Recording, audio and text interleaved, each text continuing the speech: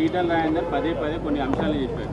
Kaleshwaram project ముమ్మాటికి కేసీఆర్ తానే design చేసి తానే కట్టారు అని చెప్పారు. ఈ అంశాన్ని ఈరోజు కమిషన్ ముందు చెప్పారా?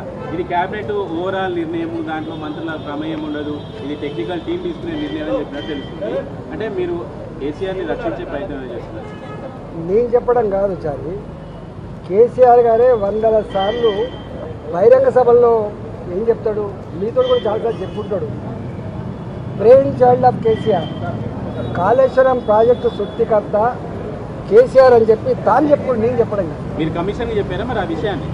వందల సార్లు మీటింగ్లలో, ప్రెస్ మీట్లలో నా మెదడు కరిగించుకొని ఇంత కష్టపడి అనేక రకాల సర్వే చేసిన చెప్పి ఆయన చెప్తున్నాడు. కమిషన్ ముందు వెళ్ళినప్పుడు మాత్రము ఇది కేబినెట్ నిర్ణయము, టెక్నికల్ స్టాఫ్ తీసుకుంటది, మాకు రాజకీయ నాయకులకు సంబంధం లేదంటే ఒక రకంగా మీరు కేసీఆర్ని బయటపడే ప్రయత్నమే కదా. నీకు తప్పుడు అర్థమవుతుంది, నువ్వు ఆలోచన తక్కువ చేస్తున్నావు. నేను అన్న మాట ఏంటంటే, ఆలోచన ప్రాజెక్టు కట్టాలనే ఆలోచన ప్రభుత్వం తీసుకుంటుంది. టెక్నికల్ కమిటీ తుమ్మిడిహట్టి దగ్గర కట్టొద్దని చెప్పింది.